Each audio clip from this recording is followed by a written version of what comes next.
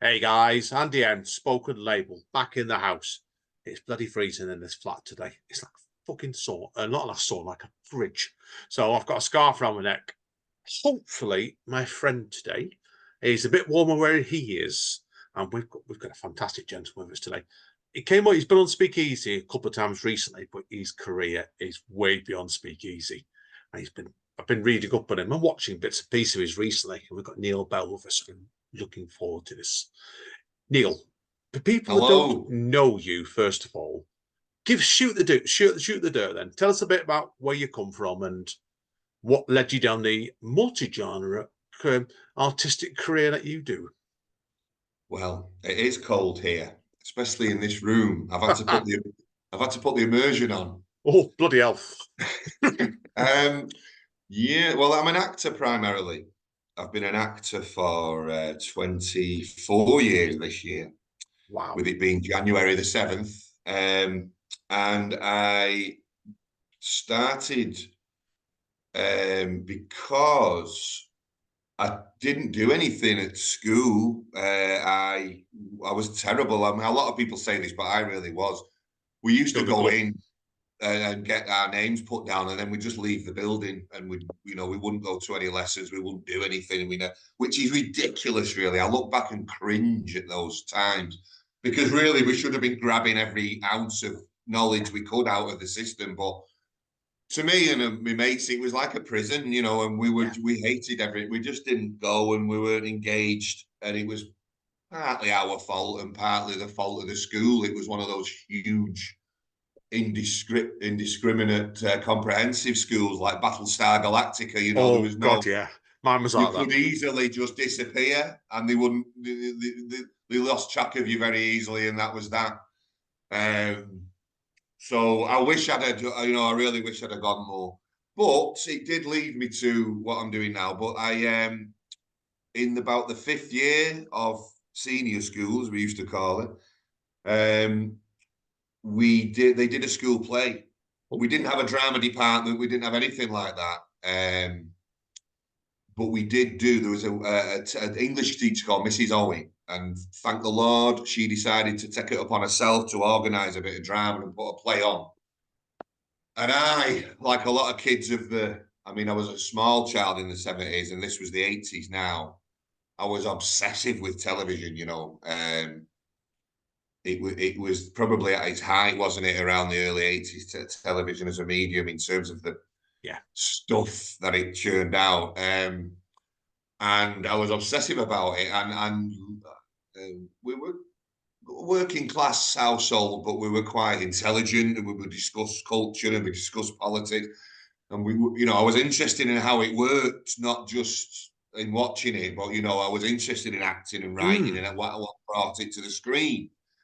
And I suppose that the drama department, the putting the play on at school was the first chance I had to actually create something from the other side that wasn't just me as a viewer. So I relished it, and I did it, and it turned out I did have a bit of ability in acting. I could stand up, I could deliver it, I had a bit of presence and a bit of timing, you know. Um, and suddenly the teachers who never knew who I was were suddenly saying, "Oh, it was great that bell." They all call you by your second name. Oh, God, And I yeah. remember I Mr. had that. Henright, who was this kind of really stocky Northern Irish guy who he taught RE religion and he taught games.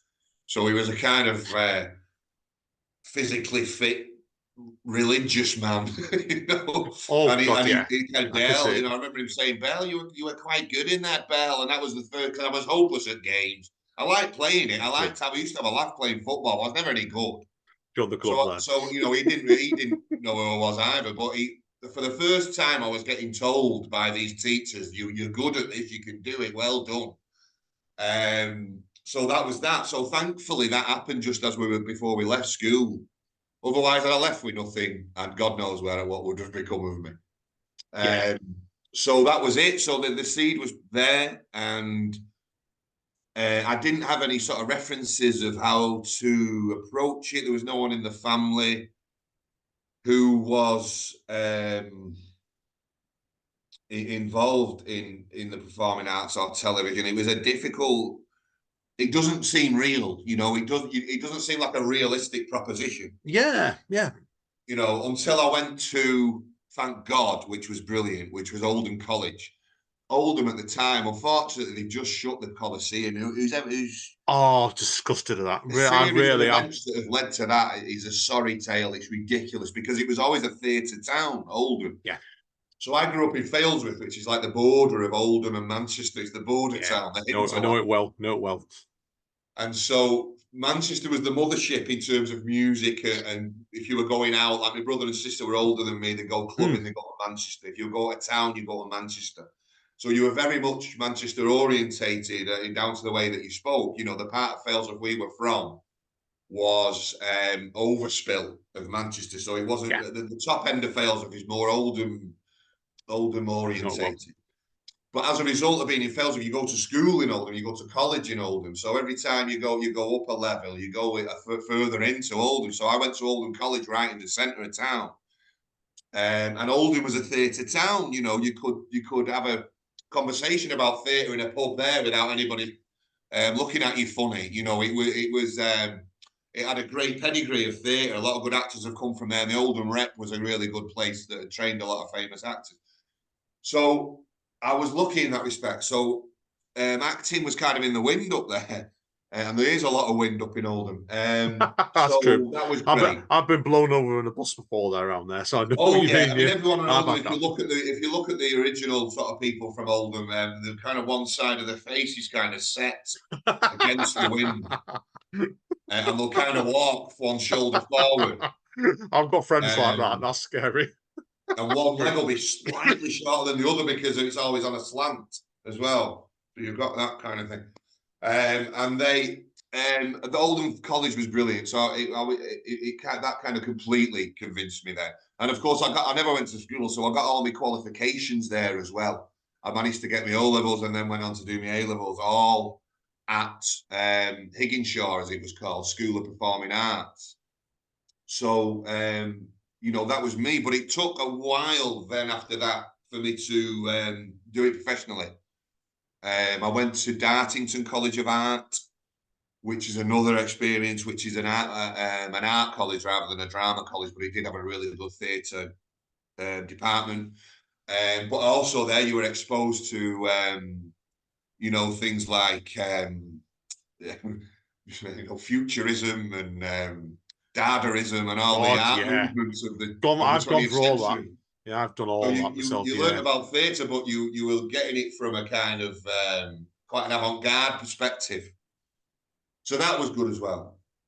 And then I come back to Manchester, and then I started to try and find work. And I was quite lucky because we still had the Green Room in Manchester, which was a brilliant theatre. It became an art venue after that, which wasn't so much a theatre. It was more of an experimental art venue. Still interesting, but we lost a really good theatre. And now it's Gorilla, you know, it's a music venue. Yeah.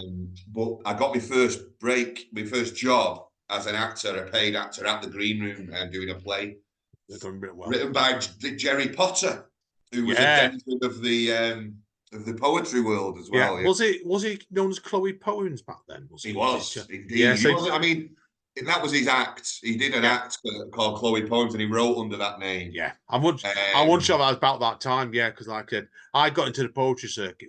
What, 2007 maybe? So I've been dangling around myself for years now. Not to that level, but I've always done my own way. So yeah, it's about right. That's why probably I know you. So yeah, well, I mean, I come back from university about 96, 97, and I'd started to. I'd done performance poetry in university in the mid-90s. I've never really seen it as a viable art form before. I didn't really get it. Obviously, I knew about poetry. I grew up with John Cooper Clarke, the people of that time, the 70s. So you had John Cooper Clarke, Attila the Stockbroker, and what was he called then? Tump him in belly and in turn. Linton Kwesi Johnson. Yeah, so that was all I knew about that. Yeah, massive fan, yeah. But a guy who was on our course was also at a publishing house, and he used to book poets to come to where we were in Devon And he said to me, look, I need the support. So whenever they were on that leg of the tour in the Southwest where we were, he asked me to support him. So I literally had to just come up with stuff. So I wrote my early things. And I think being an actor, it was good because I had a bit about the delivery and the timing.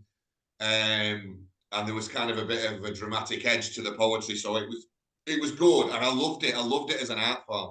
I always saw it as like being stand-up comedy, but you don't have to make them laugh. You know, you can Depress them instead of making them laugh. Yeah, you can evoke other things like fear. True. Yeah, oh, God, I've done that before now.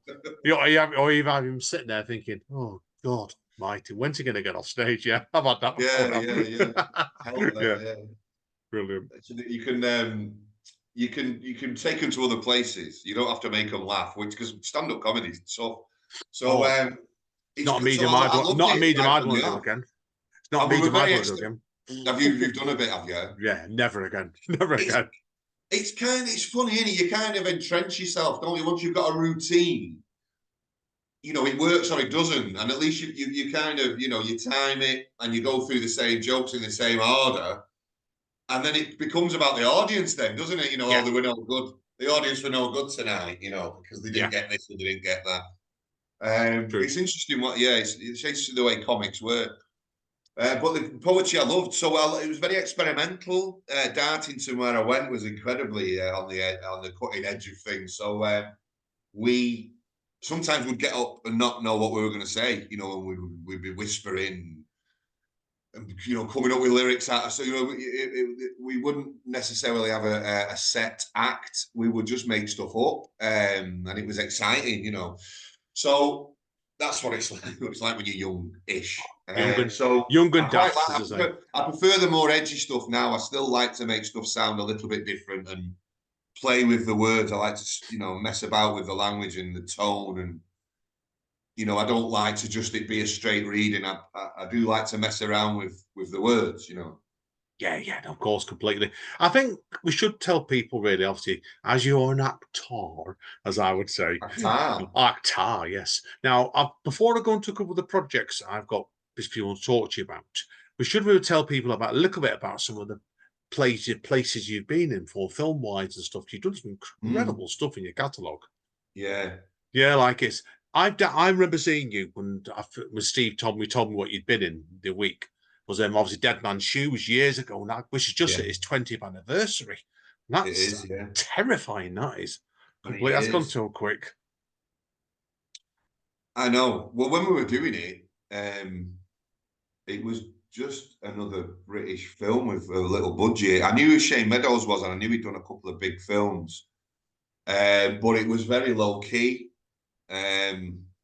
Not quite guerrilla style, but it was, you know, pretty basic setup.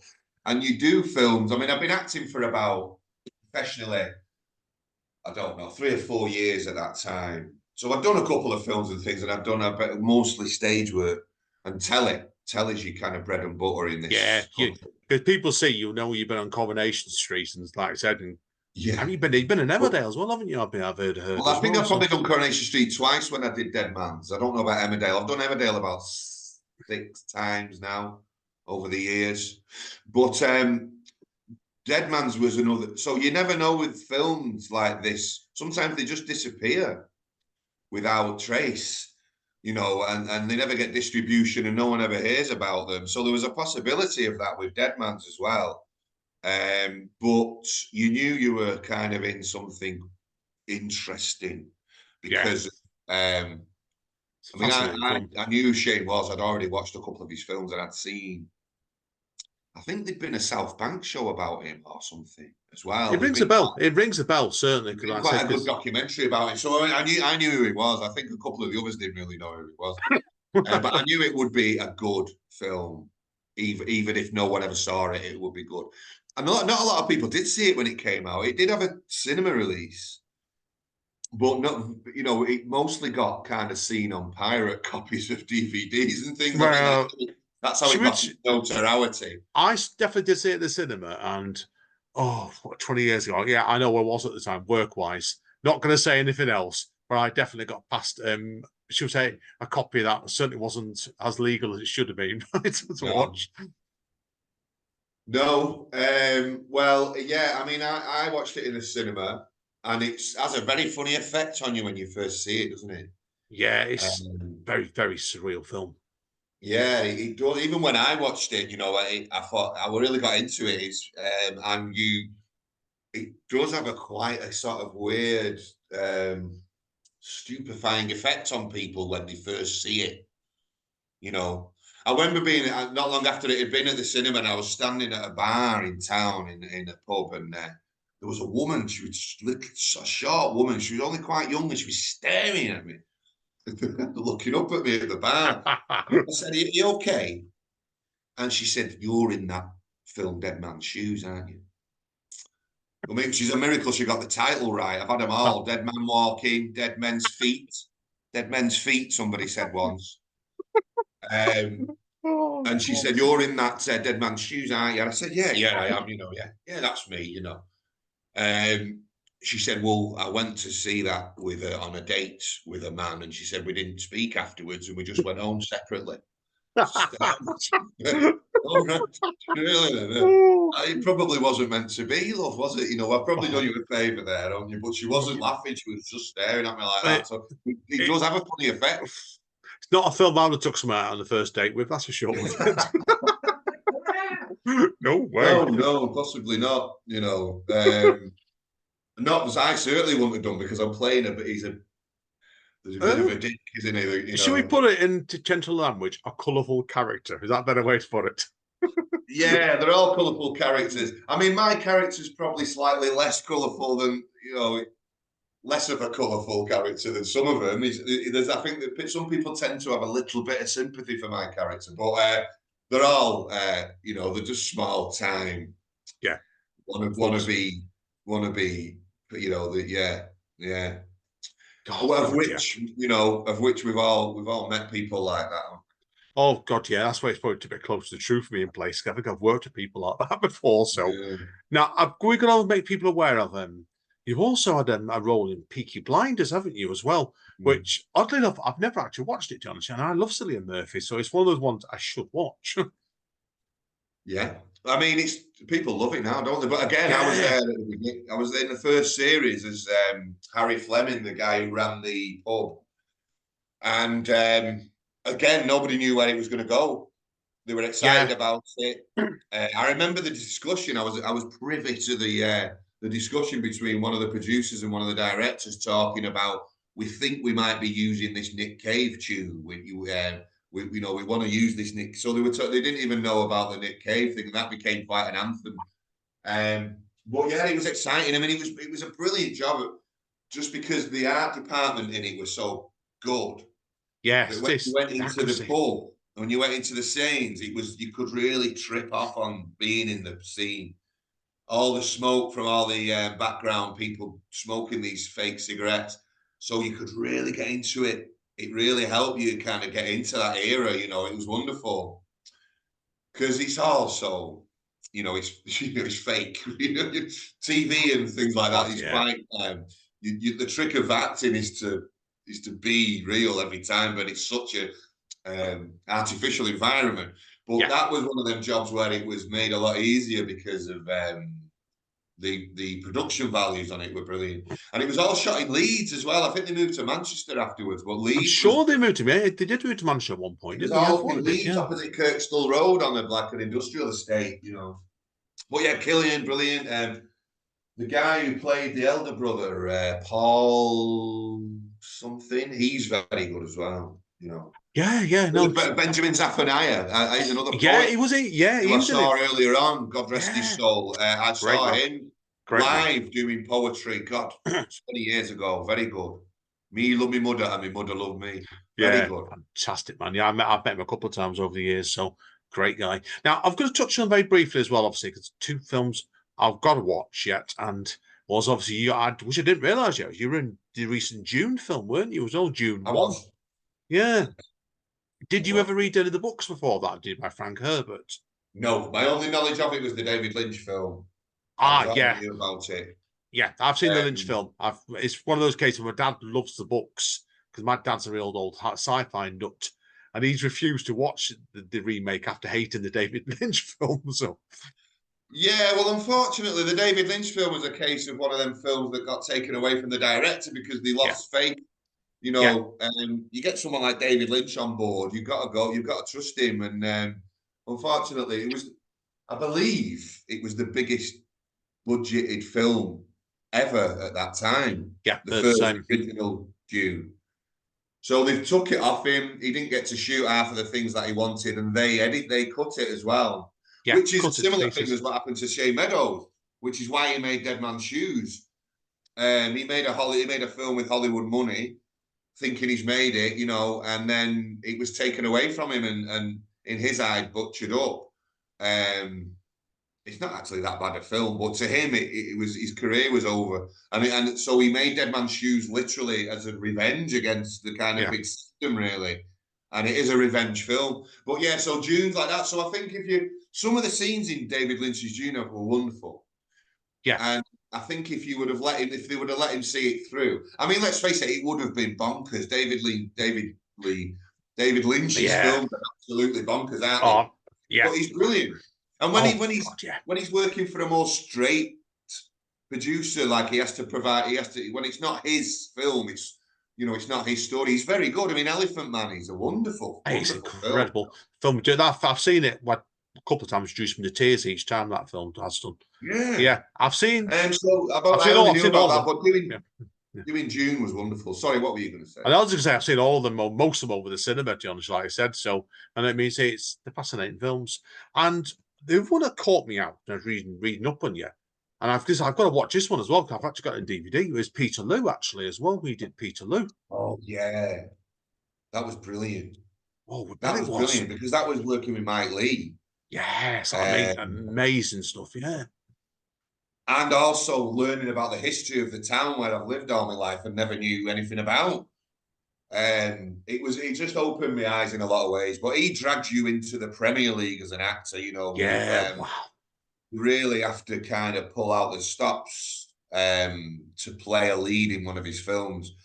You work one on one with him, and then he gradually introduces it to the other people, and you work with them, and you build it all behind the scenes for months before you Yeah. actually Wow. shoot. And then when you come to it, it's kind of like it's like a machine, an acting machine. It's brilliant. What a wonderful experience, and a brilliant film, and a brilliant subject as well. The Peterloo Massacre. Oh God, yeah, You it is. know, I've done a lot of work on raising awareness and that over the years in the Manchester side of things, and it's sickening. I think it was only like just over 200 years ago, wasn't it, as well? And it's just I absolutely know, and it sickening. doesn't. When you Well, start to 300 now. research it and get into the lives of the people who were involved, it suddenly becomes a lot closer. It doesn't seem very far away, No, and then you doesn't. can still see little certain buildings and things that were standing at the time, Yeah, and you learn about all these. Like mine from Failsworth. To me, Failsworth, it was just a place that I wanted to leave when I was yeah, 16, and I did. But now I know the history of these little towns, like Failsworth, Droylsden, and Harperay, and yeah. You do learn a Blakely, and lot. all these places. They were wonderful communities, wonderful towns with their own identity and their own people and industry. And they were swallowed up by Manchester as it grew. Yeah, yeah, And people were forced out of their houses into the factories. It's a mad history. And we're dealing with the aftermath of it now, yeah, not just with climate change, but also with attitudes towards money, public money, and where yeah, it's spent. Now, who yeah. keeps the money? Who's got the purse strings? We Agreed, haven't agreed. progressed very No, far in our attitudes, unfortunately. no, it's true. We need to. We need to, or we're gonna. We need to survive. Yeah, I got first heard of Peterloo, would you believe, when I was about 18, actually.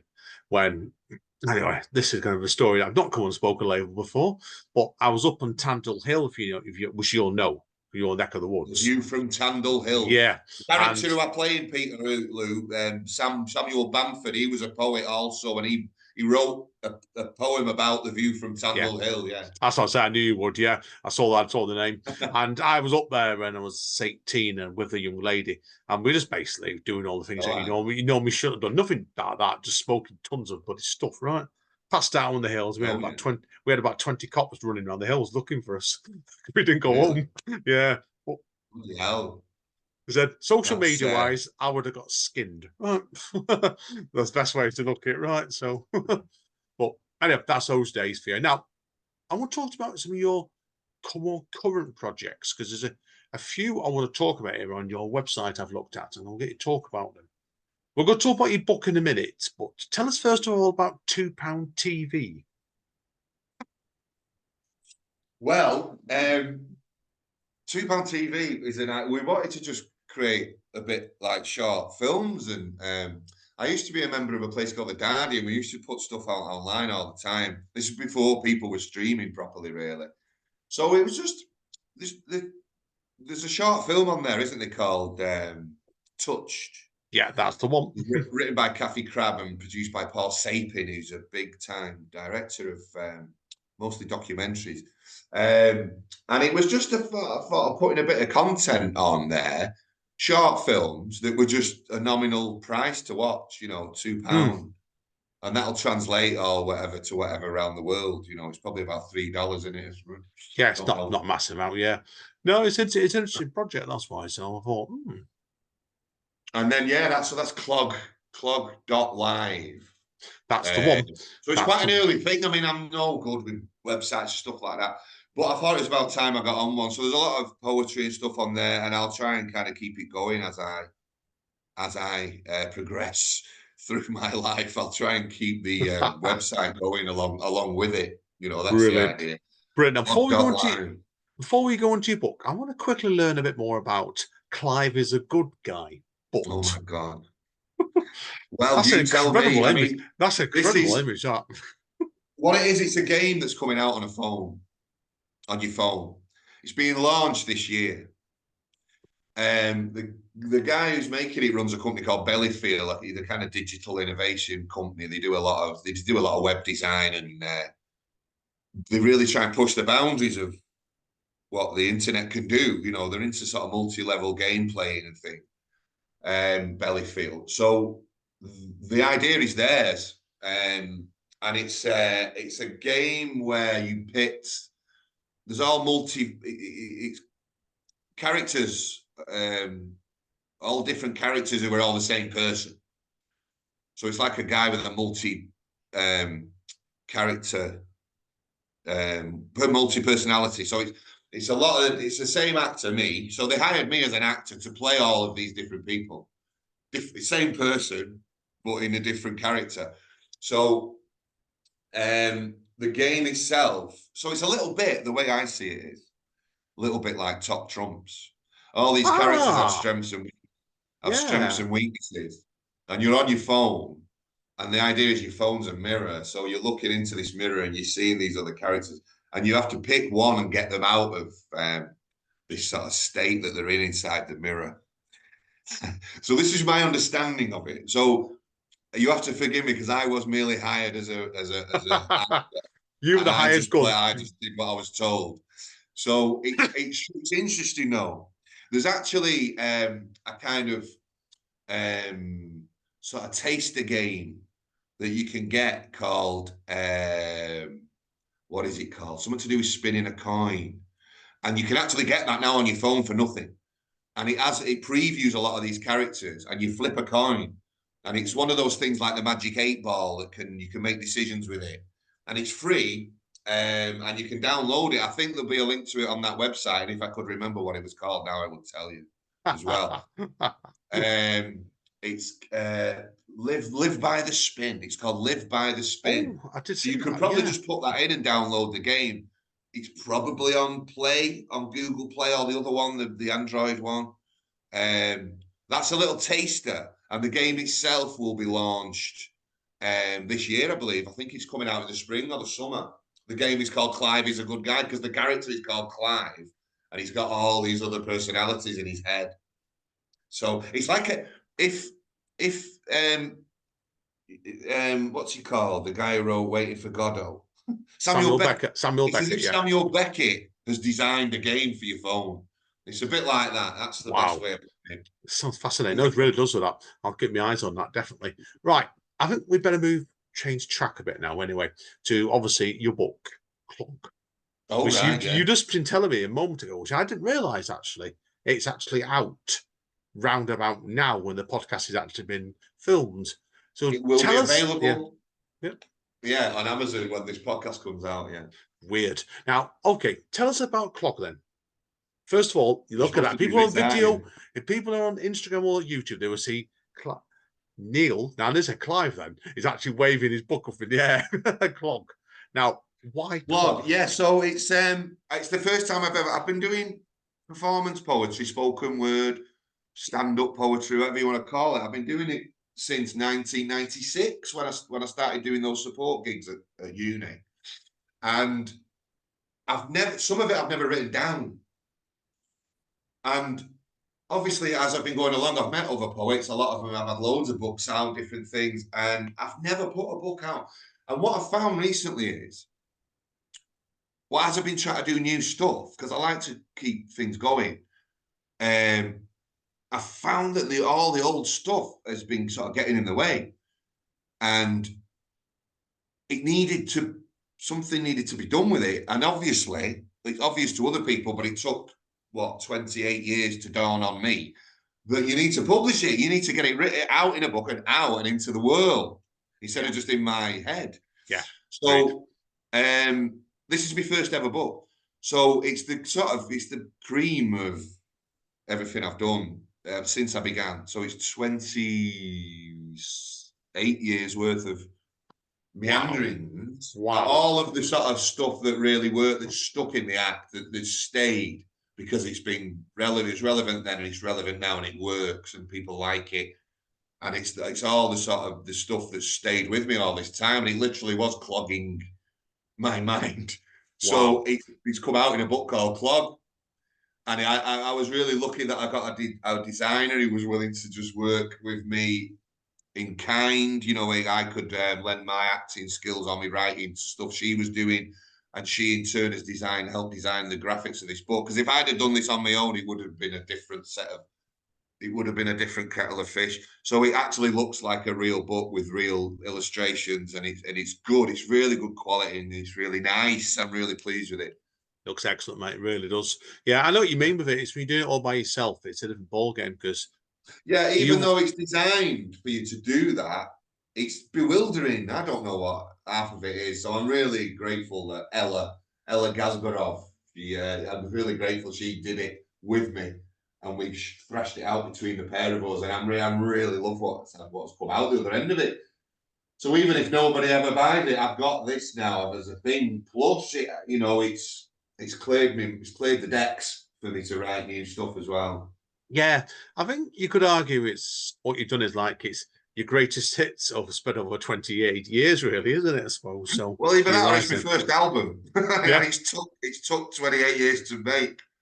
yeah. It's I've like this just wow, that's Stone so good, Roses mate. second coming, but it's in reverse. God, yeah. I've just put my first novel out recently. That took me 15 bloody years to write as well. So I know what you mean. Sometimes it's getting that first book out there. It can be really hard sometimes in some fields. So I could understand you straight Yeah, and away there's with that. something So to be said for launching it into the world, yeah, so that you can then produce fresh shoots behind it. It's like yeah, pruning a flower or something.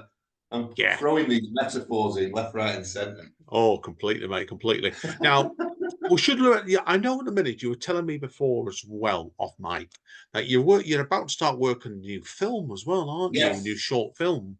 yes, Enlighten us. yeah. I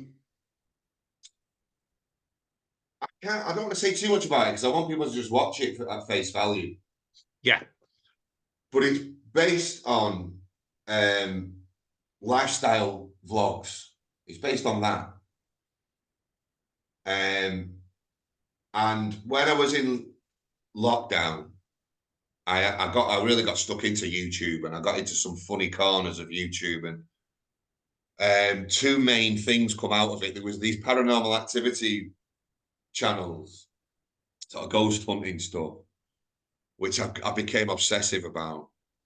I still do watch it, but I've had to limit myself to just a couple of channels, and that's it. And there was also lifestyle vlogging, which is often hilarious and doesn't mean to be. But it's people living in the cars and documenting it on camera, or It's mostly that. It's mostly people living in the cars that I find beguiling. Oh God, yeah. For some reason. But there's other stuff as well. You know, there's people who mountain climb, people who go bloody. I can't bear to watch it. Potholing. That was another one. Oh, I don't. I'll tell you about a story about me and potholing off I camera. mean, I've got the thought of it sends shivers down my spine. But is this sort of lifestyle? So there's a couple of sort of lone female van lifers from America, who I kind of latched onto and I followed, and they both got us very different. One of them's very upbeat and kind of seems to everything's great, and the other one doesn't seem to have a very good time. So it was this idea of a vlog kind of coupled with this idea of paranormal activity. So it's that thing. So I don't want to kind of go on about it because I just like, but it's very exciting. And of course, we were completely knocked back for funding. We couldn't get any money because people couldn't quite understand. We got a great bid together and everything, and we thought we were going to get the money. Had a really good producer on, and they just because they couldn't. They'd have to take a little leap of faith to give that. They weren't prepared. So we're shooting it anyway, on what they call a micro budget. Oh God, pulling a mobile out again and just sticking it in the air. Well, yeah. So we're going for it, yeah. So we're shooting. So yeah, we've been prepping it. We've got another week to go and sort of getting it together, and we've got the first day of the shoot in a week's time. So by the time this comes out, it probably won't be finished, but we'll have a good section, yeah, hopefully. Oh, good luck, man. Good luck, man. Straight away with that. So straight away with it. So I said, where are you shooting it? Do you know yet? Or the first lot we're shooting in Manchester and around Manchester, yeah. And the second stuff won't be far away. So yeah, we're staying close, and we're gonna hopefully sort of use the kind of odd urban beauty that we have around us here. Yeah. oh, well, good luck. No, good luck straight away with that. So keeps Thank you informed. very much. So right, what we'll do, we'll wrap up part one here. So I want to give you a bit of time to read off some pieces for us anyway. So Okay. obviously, before we go then, just to clarify to people, Neil, where can they get hold of your book from then? So if you go onto clog.live, the website, there'll be a link there, but basically it's available on Amazon. So it's called Clog by Neil Bell. And after you, certainly by the time you're listening to this, if you should be able to search it and find it there on Amazon Books. Clog, spoken word poetry, 1996 to 2024. Neil Bell, that should get you there. That's good to me. And if people want to read up more about you, there's plenty of websites knocking around for you. So is there any? Yeah, there's a mad. Somebody's took the trouble to put me on Wikipedia. Yeah, I've seen that. I saw that page. Yeah, which is great. I don't know how up to date it is, but I was amazed there was anything there at all. Let's have a look. Let's have a look, because I did see that before. Actually, we can give that a quick examination now, right? And there's also I don't know what else. I mean, there's on my website on clog.live. There's a little bit of a bio, but we didn't kind of put much stuff like that on there. But there is a show reel, my up-to-date show reel, so you get a lot of clips of me and different things. If you want to scare the children. Or Yeah. put it on the mantelpiece and keep them away from the fire, as the old one. Yeah, your Wikipedia page is going up to the role of playing Max in the film Wait for Me, if people are interested. So, well, that is up to date then. Yeah, I mean, Wait for Me has just finished doing the rounds, so that's quite up to date. In fact, I mean, God knows who does these things, but thank you, whoever you are. It's a blessing sometimes straight away. Like they've done the research on you straight away. So, like it'd be, I didn't realize you'd actually directed the New Dawn Fades play at the dance house. Yeah, originally. Yeah. I think it's still going now, but I've seen it twice. Seen it twice in various places. So yeah, it was great at first. It was quite challenging. You know, we did it at the Manchester Fringe Theatre, and it was good. And then we managed to get into a couple of bigger theatres. We did it in Macclesfield, lovely old theatre there, and of course that's where Ian Curtis lived. and unfortunately died. God rest his soul. So we did all right with it, yeah. And then I came away from it because there was other things going on, and it carried on. And I believe it's still happening. It's just Yeah. a funny little project. Now, I'm going to before we let you go into part two, one quick question, because I know you've done so much acting. What's been your most challenging role you've done then? Is the one that always sticks out in your head? Well, my favourite and Yeah. the most challenging was Peterloo, playing Sam Bamford in Peterloo. Understandable, yeah. There's a hell of a lot of research involved. A lot of, you really stress as an actor. You're absolutely, you're at the. It's like going to work every day in a factory, which I've also done. And you Done the club. Done the club. You're you know you really worked. He picks you because he thinks you're up to the job, and then he pushes you. And it's the fact there's no safety net in that. You have no sides. You have no script. So whereas you can just sort of, just before the scene, you can sort of, there's none of that. You know, you're doing it from memory, and you have to do it exactly how you did it in the rehearsal. Every gesture, every word, all the intention, all the character, all the mood of it. You've got, everything has got to be there on camera, and it is really hard. The first few times you do it, the first couple of scenes you do when you've never worked with him before are horrendous, because you're in front of all the greatest people. You've got the best costume department, the best camera, the best sound, all the best people in the world that he has on these films, and you've got to be equal to their talent, and suddenly you open your mouth and they're going, sorry, no cut, it's different, you did this last time. You've no reference point. You've got to tear open this part of your mind that works from memory, purely from your own memory of what you did. So the first couple of days are tough, and you're failing in front. It's like having every actor has a nightmare that they go on stage and can't remember the lines. So you're living that. And it's horrible. You think, I've come all this way and I can't do it. It's awful. But of course, Mike has seen every actor go through this with it, you know, in different degrees. So he's just patient. He knows you can get it. He's got faith in you. So he patiently waits for the light to come on. And you get there, but it's a rocky road. And that was tough, you know. And then once you start to be able to work in that way, you start flying. You know, you're flying in these scenes between action and cut. You're firing, like, you know. So it's wonderful. And then you know, it in a way spoils you for other jobs, but you can, you know, it just makes you a better actor. No, agree. So it was both. It was most enjoyable and the most frightening and the most challenging all in one. And it's a great film. And it was only out, when was it? 2018. 18, yeah, it was. 2018.